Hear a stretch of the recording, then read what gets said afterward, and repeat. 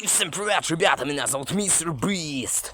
И короче, дорогие друзья, скоро, очень-очень скоро, мы с Иваном Золо будем разжигать здесь гипербархатный костерок. Обязательно посмотрите этот жирный ролик.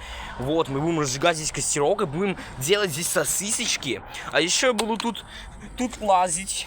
Хоть Иван Золо сказал мне сюда не ходить, но мне наплевать.